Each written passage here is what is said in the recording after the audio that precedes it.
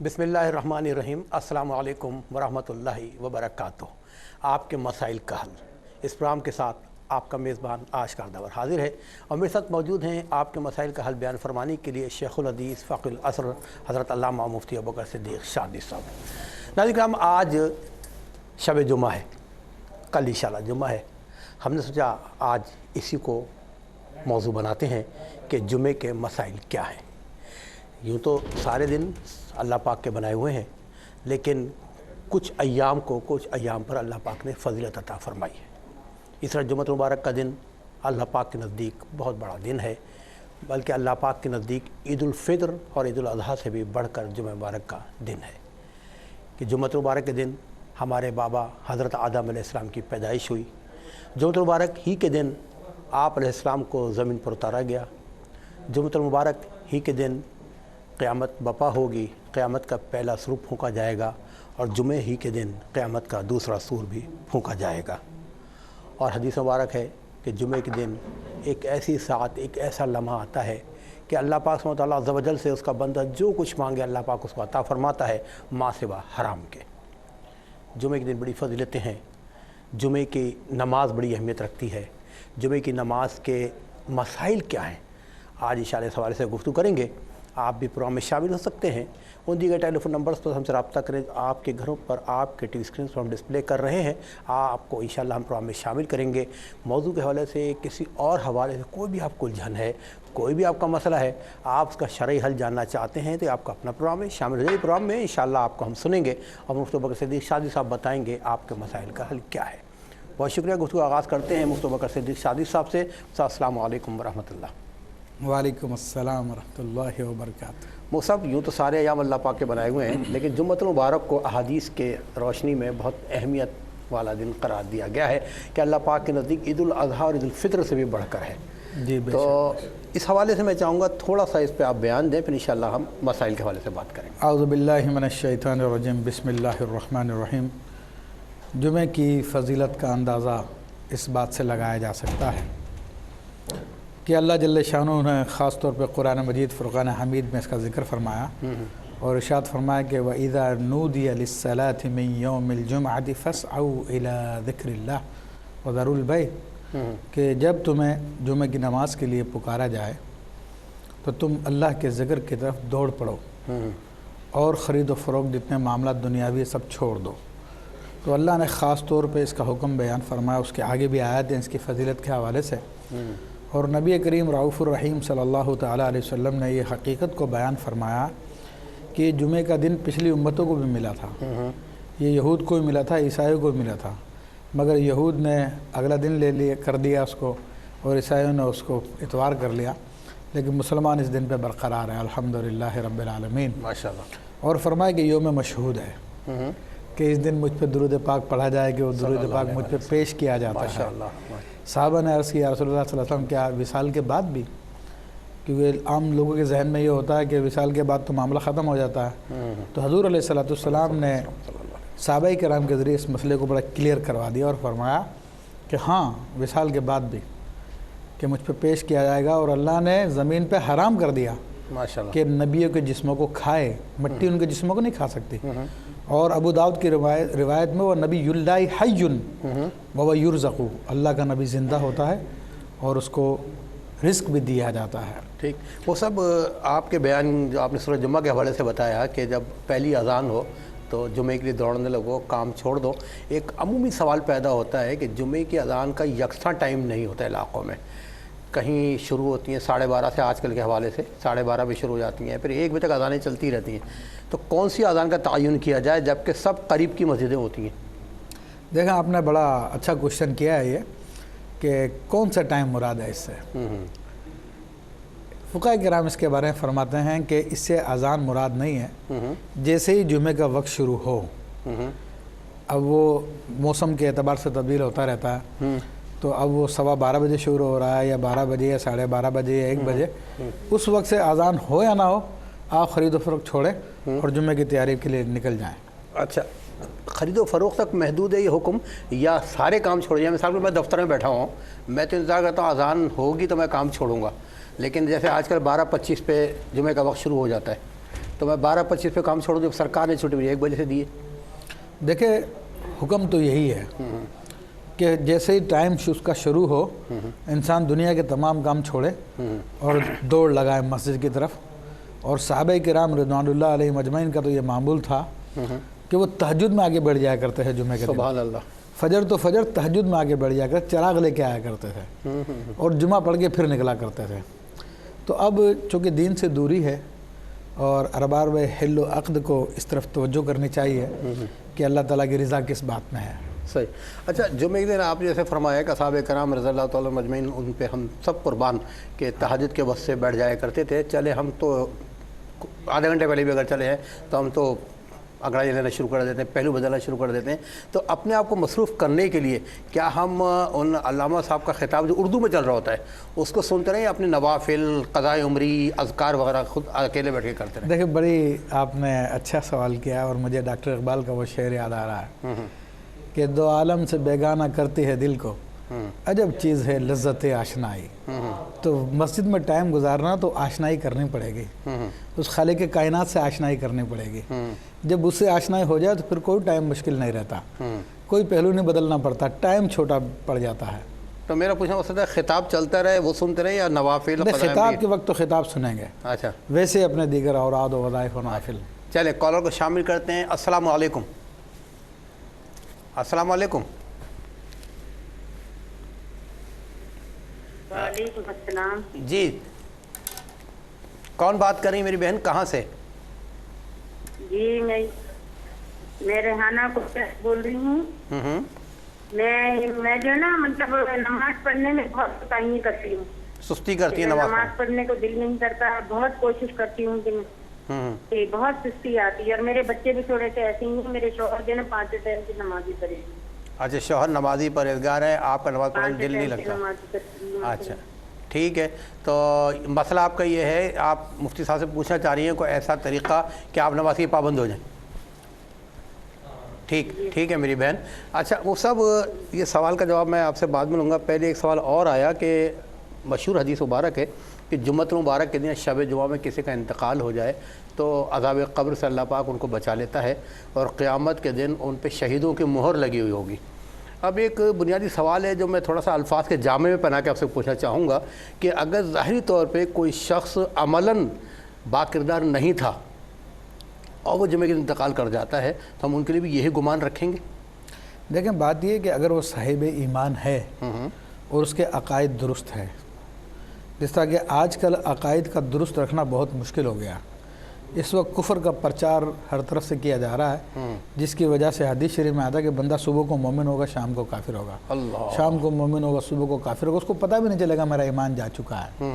तो अगर वो साहिब ईमान था, उसका अक़ीदा दुरुस्त है, तो अल्लाह की रहमत तो बहुत वसी है, वो गुनाहगारों को माफ़ करता है, वो गुनाहों को बख्शता है वो, तो इंशाअल्लाह ताला उसके बारे में भी उम्मीद की जा सकती है। ये मतलब अच्छा गुमान रखना चाहिए उनके लिए। हाँ, उनके लिए, वरना जो कहते हैं मौसीकी रूह की ग़िज़ा है या जो खिलाफ इस्लाम बातें उनकी ज़बान ज़दे आम है, गुनाहों के काम करके कहते हैं माशाल्लाह अल्हम्दुलिल्लाह मेरी फ़िल्म बहुत हिट हो गई है, दुआ करें मेरी फिल्म कामयाब हो जाए। तो इस किस्म के एक जो माशरे में फैली हुई बातें हैं और भी बहुत सारी, जैसे कि और बहुत सारे कुफरिया बातें जैसे कि लोग हंसाने के लिए करते हैं, माज़अल्लाह फरिश्तों का मजाक बनाते हैं, जन्नत और जहन्नम का मजाक उड़ाते हैं और बड़े धड़ल्ले से कहते हैं हम तो मुसलमान हैं, हमारे इस्लाम पे तो कुछ भी नहीं हुआ, हालांकि वो शरीयत की कितनी बातों की तकज़ीब कर चुका है। अल्लाह, तो इन सब बातों से बचना ज़रूरी है। अच्छा, मुझसे एक और आम सवाल ये है कि खुतबे का बड़ा एहतराम है जुम्मत मुबारक के खुतबे का, बल्कि बहुत ज़्यादा बताया गया है कि खुतबा हमें सुनना चाहिए। खुतबे से मुराद वो नमाज से पहले वाला अरबी में जो खुतबा था वो है या उर्दू में ख़िताब को खुतबे में शामिल करेंगे? वैसे खुतबे का लफ्ज़ तो आम है और उसमें तो दोनों ही शामिल होने चाहिए, लेकिन उम्मत की आसानी के लिए ये कहा जाता है कि अरबी का खुतबा है कि उसके दरमियान कोई हाथ भी फालतू इस्तेमाल नहीं करना चाहिए, तिनका भी नहीं उठाना चाहिए उसके दौरान। तो अच्छा, तिनका भी नहीं उठाना चाहिए, मतलब इतना बिल्कुल तवज्जो के साथ बैठना चाहिए। अच्छा, कॉलर को शामिल करते बड़ा अच्छे सवाल ध्यान में आ रहे थे। बहरहाल अस्सलाम वालेकुम। کال ڈراپ ہو گئی ہے، پھر انشاءاللہ شامل کریں گے آپ کو، کوشش کریں انشاءاللہ آپ کو پروگرام میں ہم دوبارہ شامل کریں گے۔ اچھا مفتی صاحب، وہ ایک عام خیال یہ ہے، عوام کی بات کر رہا ہوں میں، اور میں آپ سے اس لیے کہلواتا ہوں تاکہ اگر ہماری اصلاح بھی ہو جائے گی، کہ یہ کہا جاتا ہے کہ جمعے کے جو 2 خطبے ہوتے ہیں تو وہ 2 رکعت کے مثل ہوتے ہیں، اس لیے جمعے کی 2 پڑھ جاتی ہیں تو وہ ظہر کے 4 کے برابر ہو جاتی ہیں، ایسا کچھ ہے کیا؟ نہیں، ایسی کوئی بات نہیں ہے۔ 2 خطبے ہیں بلا شبہ، اور خطبہ بھی نماز کے حکم میں ہی ہے، لیکن وہ 2 رکعتیں اس وجہ سے ہیں، یہ غلط بات ہے۔ اچھا، کوئی اصل نہیں ہے اس کی۔ خطبوں کے درمیان جب امام صاحب تشریف رکھتے ہیں 1 آدھ منٹ کے لیے، سنا اس دوران دعا مانگنی چاہیے یا نہیں بولنا چاہیے؟ دیکھیں، وہ تو جمعے کے دن جو ہے کہتے ہیں کہ ایک ساتھ جیسے آپ نے ذکر کی کہ اس میں دعا قبول ہوتی ہے، تو ایک روایت کے مطابق تو یہ وہ وقت ہے کہ جب امام خطبے کے لیے بیٹھتا ہے، اس نماز کے ختم ہونے تک وہ وقت ہوتا ہے، اس دوران جو دعا کی جائے، ممکن ہے وہ گھڑی ہو تو دعا قبول ہو جائے گی۔ اور ایک روایت یہ ہے کہ وہ عصر سے مغرب کا ٹائم ہے جمعے کے دن، تو اس میں دعا قبول ہو جائے گی۔ تو بہرحال لوگوں میں یہ ہے کہ لوگ دونوں خطبوں کے درمیان دعا کرتے ہیں، بعض جگہ پہ ہاتھ اٹھا کے کرتے ہیں، بعض بغیر ہاتھ اٹھائے کرتے ہیں، لیکن بغیر ہاتھ اٹھائے کرنا بہتر ہے۔ اچھا، دوسرے خطبے میں آیت پڑھی جاتی ہے درود شریف والی، تو اس میں مقتدیوں کے لیے ایک اختلافات ہیں، مختلف فقہوں میں کہتے ہیں کہ درود زور سے پڑھنا چاہیے، کہتے ہیں درود دل میں پڑھنا چاہیے، شرعی طور پہ کیا چیز صحیح؟ نہیں، دیکھیں، اس میں صحیح بات یہی ہے جو علماء نے لکھا کہ وہ اس وقت خطبے کے دوران کچھ نہیں بولے گا، دل میں درود پاک پڑھے گا۔ اچھا، جب خطبے سے فارغ ہو جائے تو اس کے بعد پھر پڑھ لیں۔ اچھا، اگر کوئی شخص مسجد میں دیر سے پہنچتا ہے کہ خطبہ کا ایک حصہ نکل گیا یا دونوں حصے نکل گئے اور فرض میں شامل ہوتا ہے کہ جمعے کی نماز کی ہو جائے گی؟ بہرحال جمعے کی نماز تو ہو جائے گی، لیکن ثواب بہت کم رہ جائے گا۔ اچھا ناظرین، بڑے خوبصورت ماحول میں گفتگو ہو رہی ہے جمعۃ المبارک کے حوالے سے، کیونکہ موضوع ایسا ہے کہ سوال کرتے ہوئے میرا بھی یقین کریں بہت دل خوش ہو رہا ہے کہ آج ہم ایسے موضوع پر گفتگو کر رہے ہیں کہ جس پہ اگر ہم عمل کرنا شروع کر دیں انشاءاللہ ہم مومنوں میں شامل ہو جائیں گے۔ آپ بھی سوال سوچیے، پروگرام میں شامل ہوں۔ اتنے میں ہم واپس آتے ہیں شارٹ بریک کے بعد۔ جی ناظرین، پروگرام آپ کی خدمت پیش کر رہے ہیں، آپ کے مسائل کا حل بیان فرما رہے ہیں شیخ الحدیث فقہ الازہر حضرت علامہ مفتی ابوبکر صدیق شادی صاحب میرے ساتھ موجود ہیں، اور جس موضوع پر ہم گفتگو کر رہے ہیں وہ ہے جمعے کے مسائل۔ آپ بھی پروگرام میں شامل ہو سکتے ہیں، دیگر ٹیلی فون نمبر سے ہم سے رابطہ کریں جو آپ کے گھروں پر، آپ کے ٹی وی اسکرینس پر ہم ڈسپلے کر رہے ہیں۔ ہم انشاءاللہ آپ کو پروگرام میں شامل کریں گے، آپ کو مسئلہ سنیں گے اور بتائیں گے کہ آپ کے مسائل کا حل کیا ہے۔ بہت شکریہ، گفتگو کا ہم نے شروع کی تھی مفتی صاحب سے، اسی کو آگے بڑھاتے ہیں۔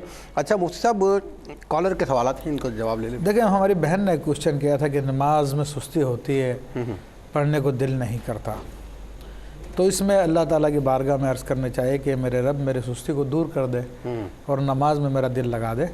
اور اس قسم کی سستیوں کو دور کرنے کے لیے اللہ تبارک و تعالیٰ کے 2 اسما ہیں، یا حق یا ممیت ہو۔ یہ دونوں اسما کی اگر تکرار کی جائے اور 1000 مرتبہ ڈیلی پڑھا جائے تو انشاءاللہ تعالیٰ یہ سستیاں دور ہو جائیں گی انشاءاللہ تعالیٰ۔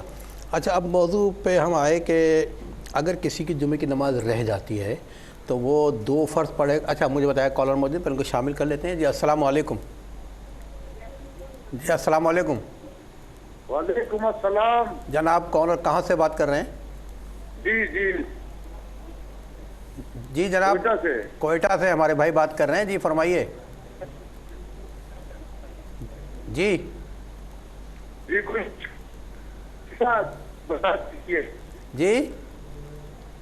مشکل وقت کے لیے وظیفہ ہم سمجھے نہیں، ذرا کنٹرول میری ہیلپ کریں۔ اچھا ٹھیک ہے، کوئٹہ سے آپ شامل ہوئے، کسی مصیبت کے وقت کیا وظیفہ پڑھنا چاہیے، یہ ہمارے بھائی سوال کر رہے تھے۔ میرے خیال وہ آپ کو اس پروگرام کو جو آپ کرتے ہیں نا اس حوالے سے چلے محبت ہے ان کی کہ وہ آپ کو دیکھ کے ٹیلی فون لائن میں موجود ہے، تو بتا دیجیے گا۔ دیکھیں، مصیبت کے لیے وظائف تو بہت ہیں، اگر قرآن کی سورت سورہ قریش یاد ہے تو اس کو تکرار کی جائے، کثرت سے پڑھا جائے تو ہر مصیبت دور ہوتی ہے، ورنہ پریشانی ہو، دلی خوف ہو تو اللہ اللہ ربی لا شریک لہ، اللہ اللہ ربی لا شریک لہ، اس کی تکرار کی جائے تو انشاءاللہ تعالی مصائب علم دور ہو جاتے ہیں۔ چلے ماشاءاللہ۔ اچھا تو بات یہ کر رہا تھا کہ میں جمعے کے دن اگر کسی کی نماز رہ گئی تو وہ 4 فرض پڑھے گا یا 2 پڑھے گا؟ دیکھیں، جمعہ چونکہ جماعت کے ساتھ شرط ہے، اگر ایک جگہ جماعت رہ گئی تو کوشش کرے کسی دوسری مسجد میں مل جائے، اگر نہیں ملتی تو پھر ظہر پڑھے گا، وہ ظہر پڑے گا۔ اچھا عموماً مسجدیں بعض اوقات چھوٹی پڑ جاتی ہیں، جمعے کے اجتماع زیادہ بڑا ہوتا ہے تو وہ صفیں باہر بھی باندھ لیتے ہیں، انہیں مسجد کی حدود سے باہر باندھ لیتے ہیں، یا حجرے میں امام صاحب کے وہاں کھڑے نماز، تو وہ نماز ہو جائے گی امام کی اقتداء میں؟ دیکھیں اگر صفوف متصل ہیں، صفے متصل ہے، درمیان میں بہت گیپ نہیں ہے، اگرچہ کہ بیچ میں دیوار ہے لیکن زیادہ فاصلہ نہیں ہے، تو بہرحال وہ ہو جائے گی۔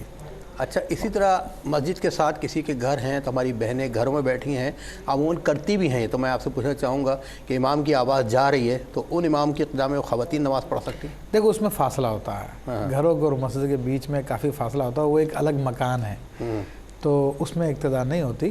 ہاں بالکل متصل ہے، اور ایسا انتقالات بھی پوشیدہ نہیں ہوتے، انتقالات ان پہ ظاہر ہے تو پھر ایک الگ حکم ہے، یعنی انتقالات سے مراد رکوع میں جانا، سجود میں جانا، یہ سب ظاہر ہے، کھلا ہوا ہو، پوشیدہ نہ ہو تو ہو سکتا ہے، اور گھر والوں کے اوپر یہ پوشیدہ ہوتا ہے۔ صفوں کا تو مسئلہ یہ ہوتا ہے کہ صفے سے ملی ہوتی ہیں، باہر والے بھی وہ ملے ہوتے ہیں تو ان کو پتا کہ آگے والوں نے کیا کیا تو پھر پیچھے والے وہ کر لیتے ہیں، لیکن جو گھروں میں پڑھ رہے ہیں ان کو تو نہیں پتا چلے گا کیا ہوا کیا نہیں ہوا۔ ناظرین مسقط چلتے ہیں، کالر موجود ہیں۔ السلام علیکم۔ السلام علیکم۔ وعلیکم السلام۔ جی جناب، کون صاحب بات کر رہے ہیں؟ سر میں نوید بات کر رہا ہوں مسقط عمان سے۔ جی فرمائیے۔ سر میرا یہ سوال ہے کہ میں صبح 3 بجے اٹھتا ہوں اور قرآن مجید کی تلاوت بھی کر لیتا ہوں کبھی کبھار، مطلب یہ ہے کہ تہجد کی نماز مجھے کتنی رکعت پڑھنی چاہیے؟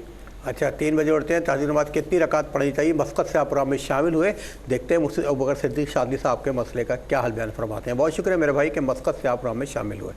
جی مصطفیٰ۔ دیکھیں تہجد کے لیے کم سے کم 2 رکعت ہوتی ہے، زیادہ سے زیادہ 8 پڑھ لے، ورنہ اور بھی زیادہ پڑھے تو ممانعت نہیں ہے اس کی، ہاں کم از کم 2 رکعت ضرور پڑھے۔ اچھا مصطفیٰ، اسی سوال میں ایک سوال جوڑ دیتا ہوں کہ تہجد جلدی اٹھ جاتے ہیں اگر، تو اس وقت قضاء عمری یا نوافل شکرانہ وغیرہ بھی ادا کر سکتے ہیں؟ بالکل ادا کر یا سکتے ہیں۔ تہجد کی نیت کرنا ضروری ہے؟ نہیں، تہجد تو سنت بھی ہے، چونکہ تو آدمی کی اگر قضاء عمری ہے تو ان کو ادا کر لے، وہ زیادہ بہتر ہے، وہ زیادہ بہتر ہے، تہجد کا ثواب بھی مل جائے گا انشاءاللہ تعالی۔ جی آپ نے ان کا جواب دے دیا تہجد کا نا۔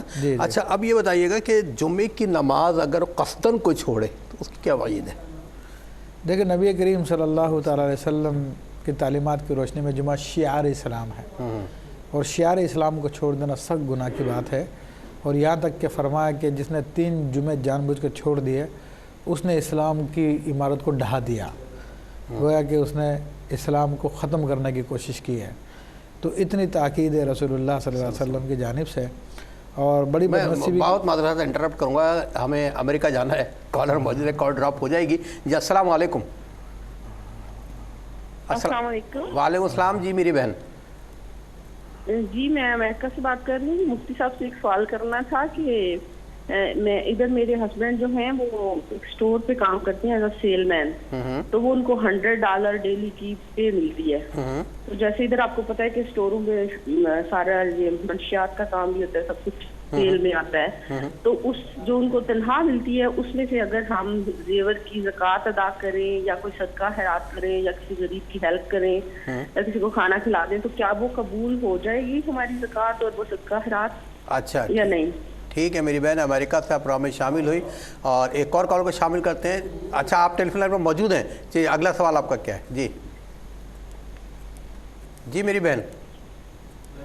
اچھا کال ڈراپ ہو گئی، میں معذرت چاہتا ہوں، میں سمجھا آپ کی بات پوری ہو چکی ہے، لیکن آپ دوبارہ انشاءاللہ کوشش کریں، آپ کو پروگرام میں دوبارہ شامل کریں گے۔ صاحب میری بہن کے ہسبینڈ، ان کا مسئلہ یہ ہے کہ اسٹور میں کام کرتے ہیں اور وہاں پہ اسٹوروں میں حلال حرام دونوں چیزیں بکتی ہیں، تو وہ سیلز مین کے طور پہ کام کرتے ہیں۔ اگر وہ حلال چیزیں بیچ رہے ہیں تو ان کی تنخواہ پھر جائز ہے، اور اگر حرام بھی چیزیں سیل آؤٹ کر رہے ہیں تو پھر ان کو نوکری چھوڑ دینی چاہیے، کوئی دوسری حلال نوکری تلاش کرے۔ لیکن وہ بہن کہہ رہی ہیں کہ اسٹور میں تو بکتی ہیں، وہاں پہ ان جنرل ساری یہی۔ ہاں نہیں، پھر تو ظاہر سی بات ہے ناجائز کام کی اجرت لے رہے ہیں وہ، اور ناجائز کام کی اجرت جو ہے وہ نیکی میں استعمال نہیں کی جا سکتی۔ ان اللہ طیب لا یقبل الا الطیب، اللہ تعالیٰ پاک ہے، پاک کے سوا کسی چیز کو قبول نہیں فرماتا۔ اچھا صاحب یہ فرمائیے گا کہ جیسے میں نے آپ سے سوال کیا قصداً نماز چھوڑنا، تو آپ فرما رہے تھے تو میں نے معذرت سے آپ کو انٹرپٹ کیا تھا جمعے کے وعید چھوڑنے کی۔ ہاں تو میں نے کہا نا کہ وہ اسلام کو ڈھانا ہے وہ، اور وہ اتنا سخت رسول اللہ صلی اللہ علیہ وسلم اس کے بارے میں بیان فرمایا۔ اور ویسے بھی دیکھیں جمعے کی بات کیا، ایک نماز بھی جو جان بوجھ کے چھوڑ دیتا ہے تو حدیث شریف میں آتا ہے کہ اس کا عذاب 9 کروڑ سال جہنم میں جلنا ہے۔ 9 کروڑ سال؟ 9 کروڑ سال ایک نماز کو چھوڑنے کا عذاب حدیث شریف میں بیان کیا ہوا، تو وہ بتایا گیا ہمیں، اور جو ایک نماز چھوڑ دیتا ہے اس کا نام جہنم کے دروازے پہ لکھ دیا جاتا ہے۔ کہ یہ اس کا مستحق ہے، تو جو جمعے کو چھوڑ رہا ہو تو اس سے زیادہ افضل ہے، فرض عین ہے۔ اچھا، میں کہیں پڑھ رہا تھا کہ آپ نے صحیح فرمایا کہ مجھے یاد آیا کہ اگر کوئی نماز قصداً چھوڑے توبہ کرے اور توبہ سے صدقہ بھی دے، کہ ایسا ہے کچھ؟ دیکھیں صدقے کا تو ہمارے یہاں پہ اتنا مطلب کہ تاکیدی حکم نہیں ہے، اس میں اس کو قضا ضرور کر لیں، اور بہرحال صدقہ دے تو اللہ تعالیٰ کی رضا ہوتی ہے۔ اچھا، لگے ہاں تو یہ بھی میں آپ سے پوچھ لوں کہ جمعے کی شرائط کیا ہے؟ دیکھو جمعے کی شرائط یعنی جمعہ کہاں پہ ادا کیا جا سکتا ہے، تو اس کے لیے فقہاء نے فرمایا کہ شہر ہو یا فنائے مصر ہو یا شہر کا قریبی علاقہ ہو تو اس میں جمعہ ادا کیا جا سکتا ہے۔ پھر اس کی ایک شرط یہ بھی ہوتی ہے کہ حاکم اسلام کی اجازت سے قائم کیا گیا ہو، اور جو جمعہ وہاں پہ پڑھا رہا وہ بھی اجازت یافتہ ہو۔ فی زمانہ مفتی اعظم جو شہر کا ہے اس کی اجازت سے شروع کیا جائے۔ پھر اس کی شرائط میں جماعت ہے، کم از کم 3 آدمیوں کا ہونا ضروری ہے اس جماعت میں، اور پھر اس میں کسی کی ممانعت نہ ہو آنے پر، کوئی بھی آ کے نماز پڑھ سکے۔ تو اس کے علاوہ خطبہ اس کا شرط ہیں دونوں، تو خطبے اس کو شرط ہے خطبہ ادا کرے، وہ بھی پہلے، اگر بعد میں خطبہ کیا گیا تو نماز نہیں ہوگی۔ چلے کالر کو شامل کرتے ہیں۔ السلام علیکم۔ جی وعلیکم السلام۔ جی میرے بھائی، کالر کہاں سے بات کر رہے ہیں؟ جی فیصلہ آباد سے جی خلوی جی۔ جی جی میرے بھائی ذرا ٹیلی ویژن والیوم بند کریے تاکہ ہم صحیح طور پہ آپ کو پروگرام میں شامل کر سکیں۔ جی اس کے بعد 4 سنتے اور 2 سنتے 2 نفل۔ نہیں، سوال ریپیٹ کیجیے گا میرے بھائی، سوال ریپیٹ کیجیے گا۔ جی جمعے کی 4 سنتے پہلے پڑھتے ہیں، اس کے بعد 2 فرض پڑھتے ہیں جماعت کے ساتھ، اس کے بعد 4 سنتے پڑھتے ہیں، پھر 2 سنتے پڑھتے ہیں، پھر 2 نفل پڑھتے ہیں۔ بالکل۔ بعض لوگ 4 سنتے نہیں پڑھتے، تو آیا کہ وہ گناہ تو نہیں ہے وہ 4 سنتے نہ پڑھیں تو؟ اچھا ٹھیک ہے میرے بھائی، آپ یہ پوچھنا سنتے ہیں کہ قصداً چھوڑ دیتے ہیں تو گناہ تو نہیں ہے وہ سب؟ دیکھیے بلا وجہ کے سنتیں چھوڑنا نہیں چاہیے، اس کی عادت نہیں بنانی چاہیے۔ عادت بنانے سے بندے پر عقاب ہے، اس کی پکڑ ہوگی، پوچھ گچھ ہوگی، اور برا ہے یہ۔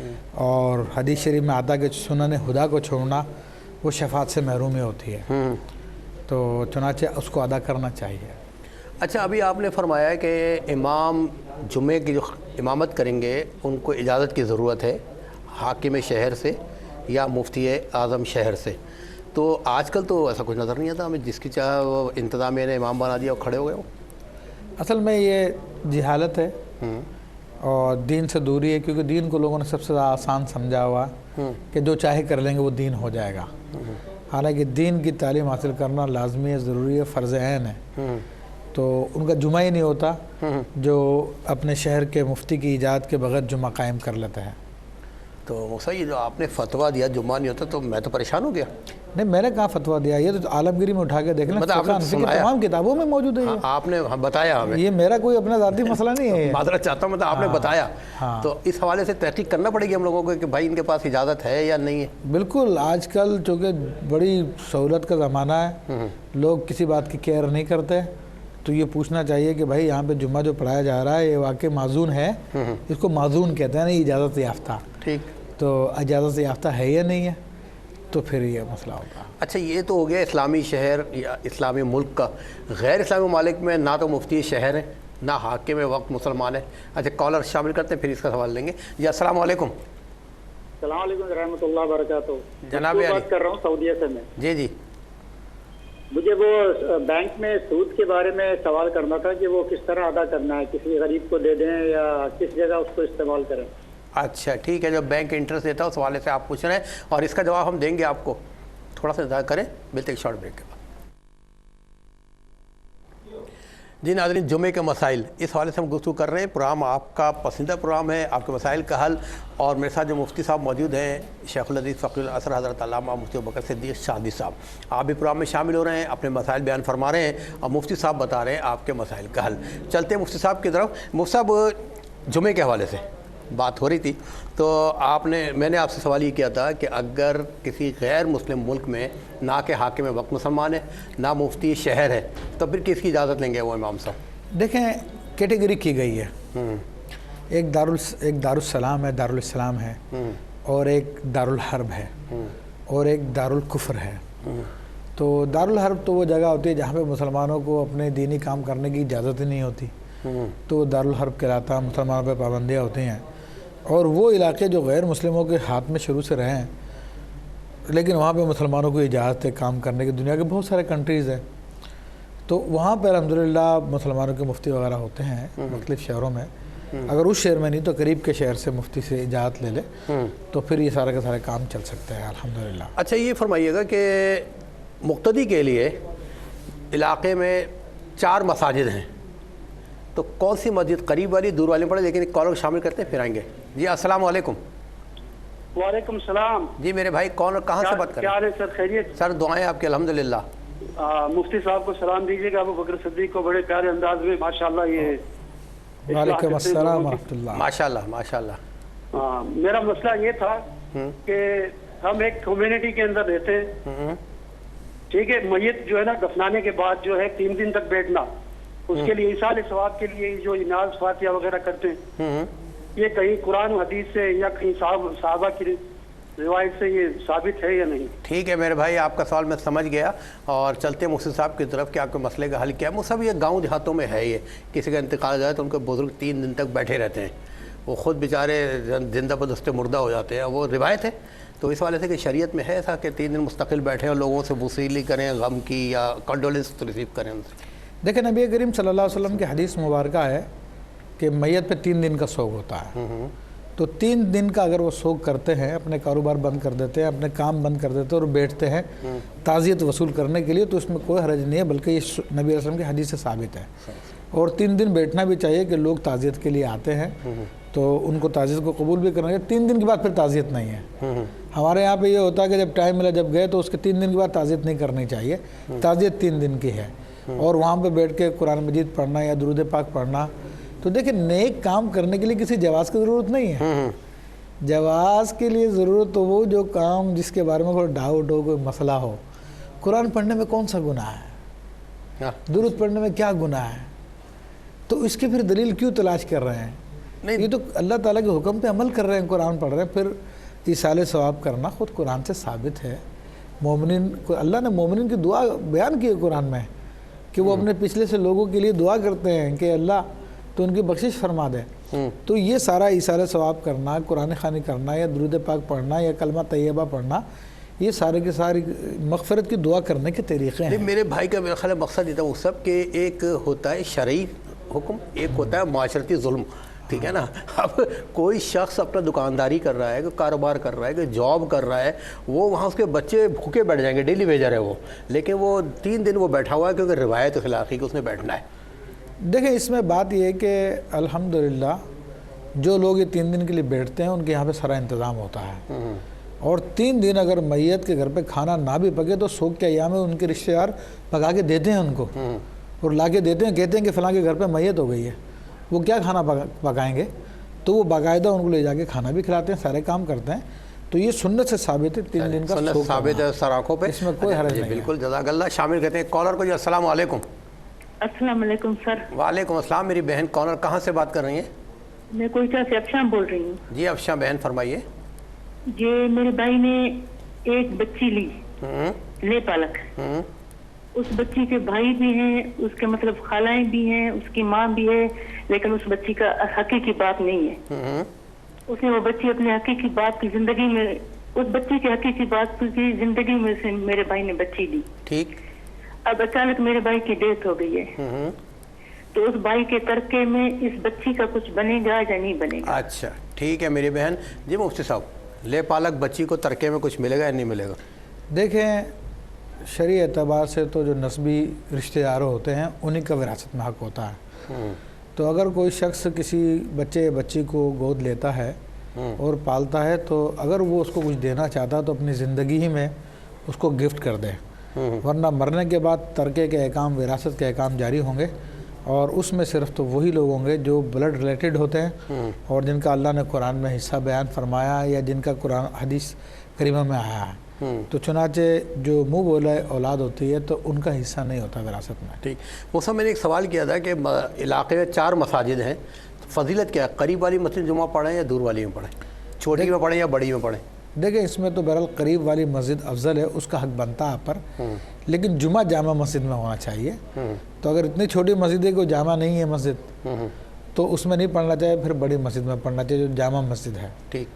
اچھا وہ سب کہیں میں پڑھ رہا تھا کہ جو امام خطبہ پیش کریں گے لازم ہے کہ جمعے کی نماز کی امامت بھی وہی کریں، لیکن اکثر ہی دیکھا گیا ہے کہ کسی نے خطبہ پیش کیا اور کوئی سینئر ان کے استاد کھڑے ہیں تو ان کو پیش کر دیتے ہیں نماز پڑھانے کے لیے، کیا ایسا جائز ہے؟ جی ایسا جائز ہے، وہ لازمی نہیں ہے۔ کسی نے غلط مسئلہ بیان کر دیا کہ خطبہ کوئی اور پڑھے جمعہ کوئی اور پڑھے تو یہ جائز ہے، اس میں شرعاً حرج نہیں ہے۔ اچھا دوسرے آج کل دیکھا گیا مساجد کے گیٹس پر گارڈز کھڑے ہوتے ہیں، ماشاءاللہ بارش بھی ہوتے ہیں، مسلمان بھی ہوتے ہیں، وہ نماز جمعہ نہیں پڑھ سکتے کہ وہ حفاظت کر رہے ہیں، تو ان کے لیے کیا حکم ہے؟ وہ نماز جمعہ کیسے پڑھیں گے؟ دیکھیں ان کے لیے حکم یہ ہے کہ وہ اپنے جمعے کا کسی اور جگہ انتظام کریں، تو اگر کسی اور جگہ انتظام کر لے تو ان پہ کوئی گناہ نہیں ہے۔ اچھا مسافر پہ جمعے کی نماز فرض ہے؟ مسافر پہ جمعے کی نماز فرض نہیں ہے، اگر وہ سفر میں ہے جا رہا ہے تو اس پہ فرض نہیں ہوتی۔ اچھا اذان کا جواب دینا لازم ہے نا؟ اچھا لیکن سنا یہ کہ خطبے والی جو اذان ہوتی ہے اس کا جواب نہیں دینا چاہیے۔ دیکھیں اذان کا جواب دینا لازم سے مراد دو طریقے ہیں، ایک تو لفظی طور پہ جواب دینا اور ایک یہ کہ اذان سن کے مسجد چلا جانا، دونوں میں سے ایک کام کر لے، بلکہ جانا جو ہے ضروری ہے۔ اور جمعے کی اذان کا جواب اس لیے نہیں ہے کہ یہ بعد میں حادث کی گئی ہے اور یہ بدعت حسنہ ہے جو سیدنا عثمان غنی رضی اللہ تعالیٰ عنہ نے شروع فرمائی، جس کو ساری امت نے قبول کیا اور آج تک جاری و ساری ہے الحمدللہ۔ اچھا جو جمعے کی خطبے کی اذان اس کا جواب نہیں دینا چاہیے۔ شامل کرتے ہیں کالر کو۔ جی السلام علیکم۔ وعلیکم السلام ورحمۃ اللہ وبرکاتہ۔ جی میری بہن کہاں سے بات کر رہی ہیں؟ عمان سے بات کر رہی ہوں۔ جی جی فرمائیے۔ جی ایک میری بہن ہے جو میں نے مسئلہ ابھی بتایا آن لائن پر، وہ میری بہن بیمار ہے، ان سے کہا گیا ہے کہ تجھے جن لوگ ہیں وہ آپ سے لوگوں کا علاج کروانا چاہتے ہیں، ایسی کچھ بات ہے۔ تو وہ اس بات پہ ذرا شک کر رہی ہے کہ یہ مسئلہ حرام یا حلال ہے، تو آپ کچھ بتائیں گے اس بارے میں؟ اچھا میری بہن ٹھیک ہے، عمان سے آپ شامل پروگرام ہوئی اور بہن کے علاج کے حوالے سے آپ نے پوچھا ہے۔ جی مجھ سے آپ نے سوال سنا ہوگا۔ یہ غالباً کہا کہ ان کی بہن پہ بعض لوگوں نے کہا جنات ہیں، تو دیکھیں میری بہن جنات ایک حقیقت ہے۔ قرآن مجید فرقان حمید میں پوری ایک صورت مبارکہ اللہ نے جنات کے نام سے نازل کی ہے اور سورہ احقاف میں بھی ان کا ذکر ہے، اور یہ اثرات کسی بھی انسان پر آ سکتے ہیں تو ان کا علاج ہے۔ خود نبی کریم صلی اللہ علیہ وسلم نے بھی جنات کا علاج فرمایا، ایسے افراد کا علاج فرمایا جن پہ جنات تھے، تو آپ جائز طریقے سے قرآن و سنت کی روشنی میں علاج کروا سکتی ہیں، اس میں کوئی حرج نہیں ہے۔ اور جنات کے علاج کا ایک بہترین وظیفہ میں بھی عرض کر دیتا ہوں کہ سورہ جن عشاء کے بعد 7 مرتبہ پڑھی جائے اور پانی پہ دم کر کے اس مریض کو پلایا جائے اور اس عمل کو 21 دن کنٹینیو رکھا جائے تو انشاءاللہ تعالیٰ کلام الہی کی برکت سے جنات کا سایہ ختم ہو جاتا ہے اور وہ اثرات ٹھیک ہو جاتے ہیں۔ یہ عام اجازت آپ دے رہے ہیں یا میری بہن کو صرف دے رہے ہیں؟ یہ بہن کے لیے اجازت ہے کیونکہ یہ عام اس کو اجازت لے کے کرنا میں نے اسی لیے پوچھا کہ بعض اعمال اس کے علماء سے اجازت لینی پڑتی ہے۔ جی جی اچھا شامل کرتے ایک اور کالر کو۔ جی السلام علیکم۔ السلام علیکم۔ السلام علیکم۔ وعلیکم السلام۔ وعلیکم السلام ورحمۃ اللہ۔ جناب کون اور کہاں سے؟ میں بول رہا ہوں انڈیا سے، بنگلور سے۔ جی انڈیا سے۔ میں کام کرتا ہوں بینک میں، تو بینک کو پروفٹ ہوتا ہے انٹرسٹ سے، تو مجھے سیلری جو ملتی ہے نا میرے کام کی، وہ بینک اس کے فائدہ انٹرسٹ سے ہوتا ہے تو اس سے مجھے دیتی ہے۔ کیا میرا وہ کام کرنا جائز ہے بینک میں؟ کیا کام کرتے ہیں؟ یہ بتائیے آپ کیا کام کریں؟ اکاؤنٹنٹ ہے وہاں پر، کیا ہے؟ سر میں وہاں پہ آپریٹر ہوں۔ اچھا آپ کے بینک جو مالکان ہیں وہ نان مسلم سے مسلمان ہیں؟ ہاں نان مسلم ہے، وہ انڈیا میں تو ہے نا۔ ٹھیک ہے میرے بھائی، ٹھیک ہے، بہت شکریہ جی مفتی صاحب۔ دیکھیں بینک میں جو آمدنی ہوتی ہے اس میں حلال بھی ہوتی ہے اور غیر شرعی طریقے سے بھی ہوتی ہے، تو چونکہ یہ آپریٹنگ کا کام کرتے ہیں، آپریٹر آئی تھنک یہ ٹیلی فون آپریٹر ہے وہاں پہ، یہ ان کا کام ہے، یا کیا ہے. اگر ٹیلی فون آپریٹر ہے وہاں پر کہ بڑے بینکس ہوتے ہیں ان میں یہ شعبہ بھی ہوتا ہے, تو یہ حلال کام کر رہے ہیں اور حلال کام کی تنخواہ لے سکتے ہیں. حال پتہ ڈاؤٹ فل ہے, وہ اس میں مکس ہو سکتی ہے لیکن اس کو حرام نہیں کہیں گے. امام اعظم کا فتویٰ یہی ہے, جب تک کہ کسی چیز کا بیعینی حرام ہونا معلوم نہ ہو اس کو حرام نہیں کہہ سکتے. تو چونکہ دونوں طریقے ہیں, ان کی آمدنی مکس ہے, تو بہتر تو یہ کہ جاب کوئی اور تلاش کر لی جائے. لیکن اگر کوئی آپریٹنگ سے مراد یہ انٹرسٹ کے آپریشنز کو ڈیل کرتے ہیں تو وہ پھر ایک مسئلہ ہے, اس کے لیے بہرحال ان کو چھوڑنا پڑے گا اس کام کو. ٹھیک ہے, بہت شکریہ موسیٰ, اللہ تعالیٰ آپ کو جزائے خیر عطا فرمائے. اور جمعے کی فضیلت, جمعے کے مسائل کے حوالے سے ناظرین ہم نے کوشش کی کہ ہمارے علم میں اضافہ ہو. مفتی صاحب کے علم کے حوالے سے اللہ تعالیٰ ہمیں صاحب عمل بھی بنائے. آج شب جمعہ ہے اور بہت بہت فضیلتیں ہیں, اور خصوصاً میرے آقا صلی اللہ علیہ وسلم کا فرمان علی شان ہے کہ جمعے کو جب درود اسلام میرے امتی بھیجتے ہیں تو میں ان کو وصول کرتا ہوں. کثرت سے درود پاک بھیجیں. اور ایک اور حدیث میرے آقا صلی اللہ علیہ وسلم کی ہے کہ جمعے کے دن 24 گھنٹے ہوتے ہیں, اور ہر گھنٹے میں کوئی ایسا لمحہ نہیں ہوتا, کوئی گھنٹہ نہیں ہوتا کہ اللہ پاک سبحانہ وتعالیٰ ان 6 لاکھ بندوں کو جہنم سے بری فرماتا ہے جن کے لیے جہنم لازمی قرار دے دی جاتی ہے. اپنا بہت خیال رکھیے گا, زندگی بخیر. انشاءاللہ تعالیٰ اگلے ہفتے آپ کا میزبان آشکار دور حضرت علامہ مفتی ابوبکر صدیق سالدی صاحب کے ساتھ کسی اور موضوع کے ساتھ انشاءاللہ آپ کی خدمت میں حاضر ہوگا. دعاؤں کی ضرورت ہے. اپنا بہت خیال رکھیے. اللہ حافظ. والسلام علیکم ورحمۃ اللہ.